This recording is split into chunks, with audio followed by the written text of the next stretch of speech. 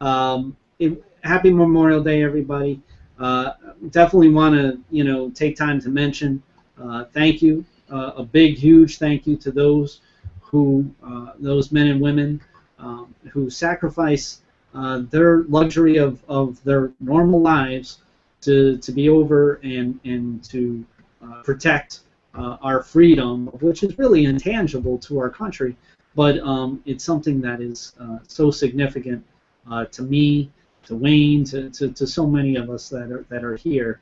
And Memorial Day is especially the one where you specifically remember the ones who made the ultimate sacrifice and gave their lives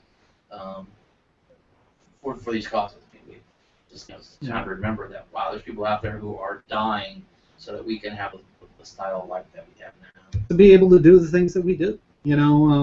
This show wouldn't be possible if it wasn't for those types of actions and those types of commitments to the service that's out there in order to protect our freedom and our country. So a big, huge thank you to all of those. I don't get really hyped up on when it comes to Memorial Day because to me it is a day of reflection on those who gave the ultimate sacrifice. And I even mentioned on my site today is that every soldier turns to their loved ones, whether it be their sons, daughters, parents, or loved ones to their heart, and say, I'll be back, and I'll be back quicker than what you even miss me, or something in that sense.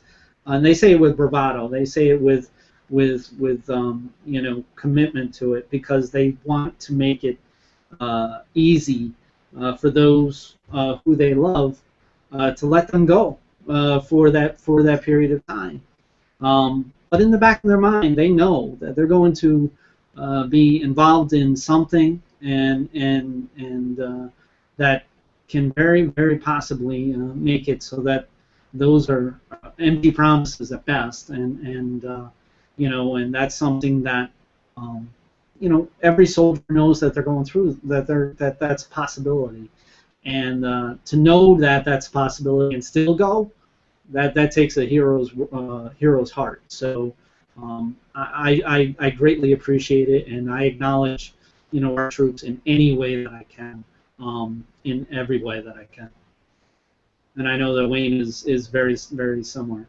Yeah, one thing I was, you may have seen this when you're out about different places, the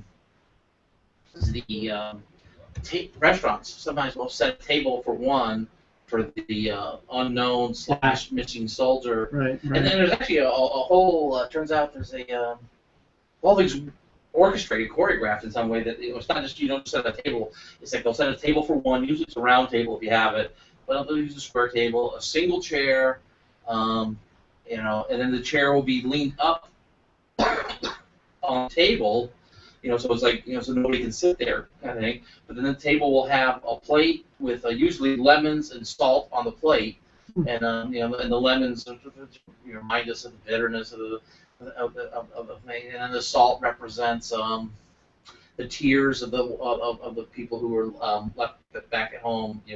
And then there's usually there'll be a yellow ribbon around a candle. There's the whole table, the way it's set, is all very symbolic. Oh, that's and so if you're out about, you saw these tables.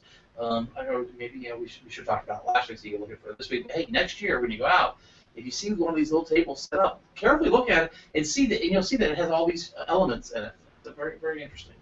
That is interesting. I wasn't aware of that. I'm glad that you brought that up because I will look for it from now on.